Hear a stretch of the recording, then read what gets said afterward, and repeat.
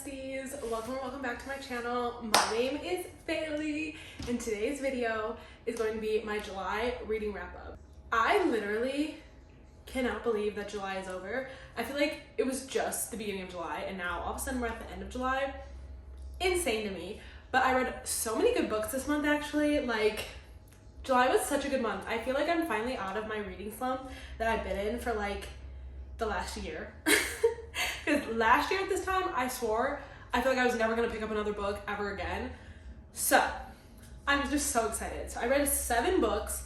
I DNF'd 1 book, but it was kind of like a soft DNF, I would say, because I think I'm going to come back to it at some point. I'm very excited to talk about these books this month, so let's get into the video. So the first book that I read this month, you guys have seen me talk about this a million times on my channel. This is Fourth Wing by Rebecca Yarros, and I feel like everybody knows what this book is about at this point, but this is a 5-star read for me. I love this book. This book is literally perfection to me. I will take no criticism of Fourth Wing. I loved it. I literally read it in a few days because it was that good. So many tabs. I need Iron Flame immediately. But this book follows Violet, and in their world they have these different quadrants that you go to for college, and Violet has always thought she was going to go to the scribe quadrant, which is like the writers, they take the history notes, all of that. That's what she always thought she was going to do. But little does she know, her mother, who is also the commanding general of the war college, is like, no, you're going to the writers quadrant actually, and you're going to have to learn how to ride a dragon. And there is disability representation in here. I forget the name of the disability that Violet deals with, but it makes her super weak. She's a lot skinnier, a lot weaker than all the other candidates in the writers quadrant, so she has to kind of navigate that. And this follows her journey in her, like, it's called the threshing, I believe. It's like their first year sort of thing. It follows her journey through that, and there's so many things that happen. It's so good. There's action, there's adventure. Oh my god, I love this book. And then the love interest, Xaden, we love him. Very much gives enemies to lovers in this book, because when he first sees Violet, he wants to get rid of her, like literally, because there's something that happened between his dad and her family. I highly recommend Fourth Wing if you have not read this. I feel like everybody and their mother has read this book at this point, but it is so worth the hype. I was one of those people that was like, I don't know if it's gonna be worth the hype. I don't know if I'm gonna like it.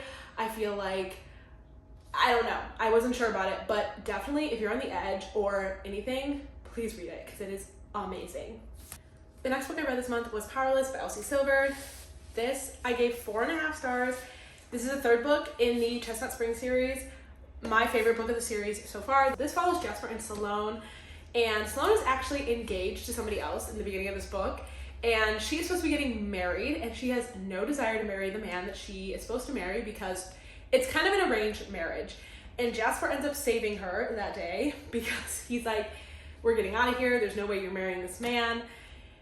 And he takes her back to Chestnut Springs. And Jasper is a very famous hockey player. He plays in the NHL, which I love that. I love that she added in like a little bit of an NHL hockey romance in this because adored it. But yeah, I feel like that's all I can say if I don't spoil it. But it was just so good. I think their love story was so well written.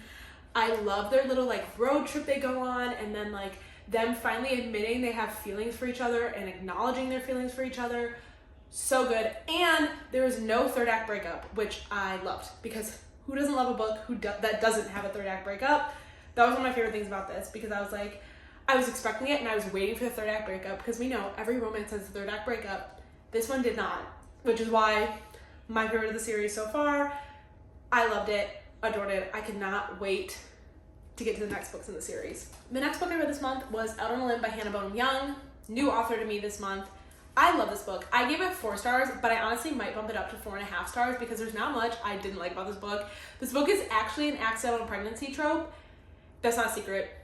It happens in the first few chapters, but oh my god, I loved it. I literally think that Hannah Bonham Young single-handedly like made me love the accidental pregnancy trope because it was so cute. But this book is about Win and Bo. They both deal with disabilities, which I love the disability representation. I'm trying to read more books that have disability representation, just more diverse books all around I'm trying to read. So loved reading this and just following both of their disabilities and seeing like them kind of navigate through them while also becoming parents. Oh my God. But basically, they have a one-night stand on Halloween. Wynn ends up getting pregnant, and for one, they agreed to never really talk again after. They didn't really agree to anything, but they were like, you know, it's gonna be a one-time thing. And she didn't even get Beau's phone number, nothing at this Halloween party. So fast forward a few months, she finds out she's pregnant. She has to go tell Beau. The way this man literally cried when she told him, oh my God, I adored this book. Their love story was so cute. Again, no third act breakup. It's definitely a slow burn book though, but watching them fall in love was beautiful. Literally beautiful. And this is definitely boy falls first, because the entire time Beau is basically just waiting for her to say the word because he's in love with her, and I adored it. So good. If you have not picked this up yet, please go read it. I know it's all over TikTok right now, so please go read it. Even if you hate accidental pregnancy, go read it. The next book I read was actually on my Kindle. I read The Inmate by Frida McFadden.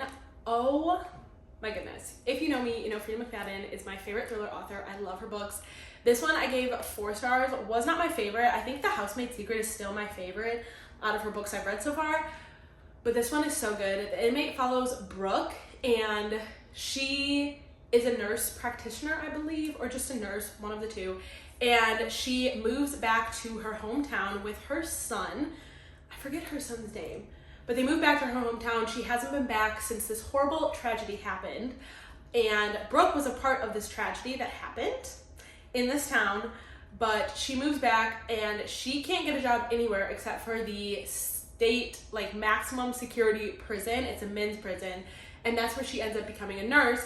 But the problem is her ex-boyfriend is a prisoner at that prison, and she is the reason why he is in prison. That's all I can say, because if you know Frida McFadden, her books have crazy twists. They're so fast-paced, so addicting. I love her as an author. I think her books are just phenomenal. I literally read The Inmate in like a day and a half because I could not put it down, and I loved it. I did not predict any of it. Loved. Obsessed. The next book that I kind of read, this was my DNF of the month, was The American Roommate Experiment by Elena Armas. Like I said, this is a soft DNF because I think I'm gonna go back to this. I just was not in the mood for it when I picked it up. I thought I was, but definitely not. Definitely a slow burn, and I kind of knew what to expect because The Spanish Love Deception is a slow burn. I actually did enjoy The Spanish Love Deception. I know it gets mixed reviews and a lot of people hate The Spanish Love Deception, but I did enjoy it. So I think I'm gonna go back to this at some point, but I got about 20% in and I was just like, yeah, I'm not in the mood. So I put it down, but definitely more of a soft DNF. I think I'll pick it up at a later date. I don't know when, but definitely not like a DNF. I'm never gonna pick it up, never gonna touch it again. So then after DNFing The American Roommate Experiment, I went back to my Kindle and I ended up reading Ward D by Frida McFadden. This was not my favorite. I ended up giving it 3.75 stars. This book follows Amy. She's a medical student, and there is this psych ward called Ward D, and it's like maximum security, locked door, nobody can come out, nobody can come in unless you have a code for the door. And Amy is dreading going and working on this floor. She does not want to do it because Amy herself struggles with mental illness. She has schizophrenia. Frida McFadden's books are so hard to describe because so much of it is a spoiler, but yeah, this just was not my favorite. That's essentially the consensus. She has to spend an entire night on the floor called Ward D, and things start happening, things are weird, all of that, just like Frida McFadden's books are. But I didn't personally like Ward D. I didn't like how mental health was described in the book. It almost made it seem like it was like criminalized, and like people that have mental health issues, I don't know, are not human. Like, I was just a little disappointed in how she portrayed mental health in the book. So that's why I ended up giving it 3.75 stars. Obviously, there was twists and turns, but I felt like they were very predictable. I predicted the entire ending of the book, and it's not necessarily a bad thing, but it just didn't feel like a lot of Frida McFadden's other books where I have just like no idea what's going on and I can't predict anything. This one was very predictable, so didn't love it, but I also didn't hate it. I enjoyed reading it, but I don't know. Next book I read this month was You Deserve Each Other by Sarah Hogle. I gave this one 3.5 stars. I might move it down to 3 stars, I'm not sure. But this book follows Naomi and Nicholas. They are engaged, but neither one of them actually wants to get married to one another. They have no desire to get married. They honestly like hate each other when you start off with this book.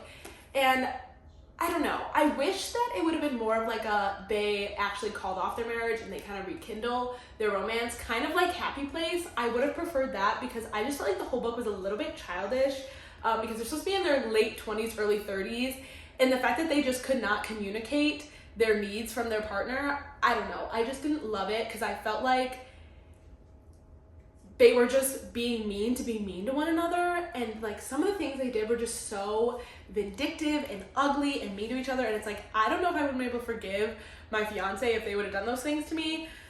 So yeah, I didn't love it. I did, however, give it 3.5 stars because I enjoyed their love story once they fell back in love. I thought that was super cute and I loved that part. It just, the whole buildup of them kind of rekindling their romance, I didn't enjoy. I didn't like the pranks. I didn't like the arguments, the like downright just being mean to one another. I did not enjoy that. So yeah, 3.5 stars, just okay for me.